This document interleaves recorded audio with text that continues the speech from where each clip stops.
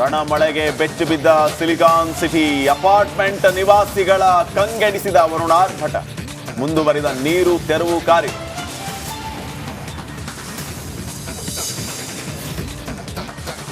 ಮುಂಡರಗಿಯಲ್ಲಿ ಉಕ್ಕಿ ಹರಿದ ಕಾಲುವೆ, ಈರುಳ್ಳಿ ರಾಶಿಗೆ ನುಗ್ಗಿದ ಅಪಾರ ನೀರು, ಬೆಳೆ ಹಾನಿ ಕಂಡು ರೈತರ ಕಣ್ಣೀರು.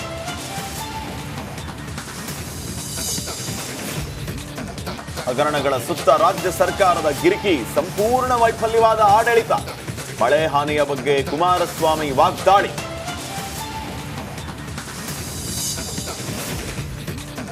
ಮಂಗಳೂರಿನಲ್ಲಿ ಮೊಯ್ದೀನ್ ಬಾಬಾ ಸಹೋದರ ನಾಪತ್ತೆ, ಫಲ್ಗುಣಿ ನದಿಯಲ್ಲಿ ಮಮತಾಜ್ ಅಲಿಗಾಗಿ ಶೋಧ, ಮಾಜಿ ಶಾಸಕರ ಕಣ್ಣೀರು.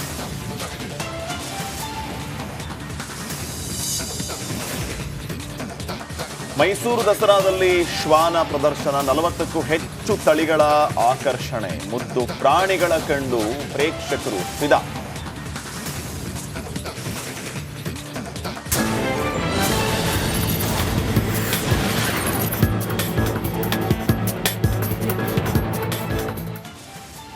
ನಮಸ್ಕಾರ, ನೀವು ನೋಡ್ತಾ ಇದ್ದೀರಾ ರಿಪಬ್ಲಿಕ್ ಕನ್ನಡ. ನಾನು ನಾಗೇಂದ್ರ ಬಾಬು. ಕರ್ನಾಟಕ ಎಕ್ಸ್ಪ್ರೆಸ್ನಲ್ಲಿ ಪ್ರಮುಖ ಸುದ್ದಿಗಳನ್ನು ನಿಮ್ಮ ಮುಂದೆ ಇಡೋದಕ್ಕೆ ನನ್ನ ಸಹೋದರಿ ಶ್ರೀಪಾದ್ ಪಾಟೀಲ್ ಕೂಡ ಜಾಯ್ನ್ ಆಗಿದ್ದಾರೆ. ಪ್ರಮುಖ ಸುದ್ದಿಗಳತ್ತ ಗಮನ ಹರಿಸೋಣ. ಅದಕ್ಕಿಂತ ಮುಂಚೆ ಈ ಕ್ಷಣ ಒಂದು ಬ್ರೇಕಿಂಗ್ ಅಪ್ಡೇಟ್ ಲಭ್ಯವಾಗ್ತಾ ಇದೆ. ಬೆಂಗಳೂರಿನಲ್ಲಿ ರಾತ್ರಿ ಸುರಿದಂತಹ ಧಾರಾಕಾರ ಮಳೆಯಿಂದಾಗಿ ಸಾಕಷ್ಟು ಅವಾಂತರಗಳು ಸೃಷ್ಟಿಯಾಗಿದೆ. ಯಲಹಂಕದ ಕೇಂದ್ರೀಯ ಅಪಾರ್ಟ್ಮೆಂಟ್ಗೆ ಒಂದು ರೀತಿಯಲ್ಲಿ ಜಲ ದಿಗ್ಬಂಧನ ಸೃಷ್ಟಿಯಾಗಿದೆ.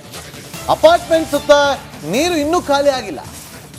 ಅಗ್ನಿಶಾಮಕ ದಳ ಸಿಬ್ಬಂದಿ, ಬಿಬಿಎಂಪಿ ಸಿಬ್ಬಂದಿಯಿಂದ ನೀರನ್ನ ಹೊರಗೆ ಹಾಕುವಂತ ಕಾರ್ಯಾಚರಣೆ ನಡೀತಾ ಇದೆ.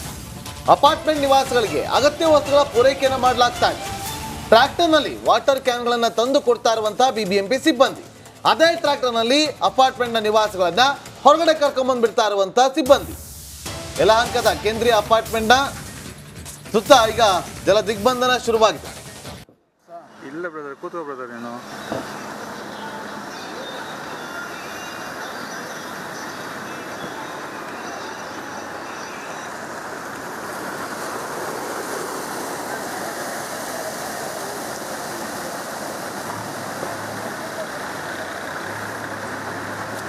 ದೃಶ್ಯಗಳಲ್ಲಿ ಗಮನಿಸ್ತಾ ಇದ್ದೀವಿ. ಈಗ ಅಪಾರ್ಟ್ಮೆಂಟ್ನ ಒಳಭಾಗದಲ್ಲಿ ನುಗ್ಗಿರುವಂಥ ನೀರನ್ನು JCBಯಿಂದ ಹೊರಗಡೆ ಹಾಕಲಾಗ್ತಾ ಇದೆ. ನೀರನ್ನು ನೋಡಿ, ಒಂದು ಕಡೆ ಮೋಟರ್ಗಳನ್ನು, ವಾಟರ್ ಮೋಟರ್ಗಳನ್ನು ಬಳಕೆ ಮಾಡಿಕೊಂಡು ಅದನ್ನು ಹೊರಗಡೆ ಹಾಕುವಂಥ ಕೆಲಸವನ್ನು ಅಗ್ನಿಶಾಮಕ ದಳ ಸಿಬ್ಬಂದಿಗಳು ಮಾಡ್ತಾ ಇದ್ದಾರೆ.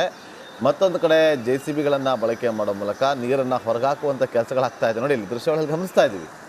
ಇದು ಅವಸ್ಥೆ.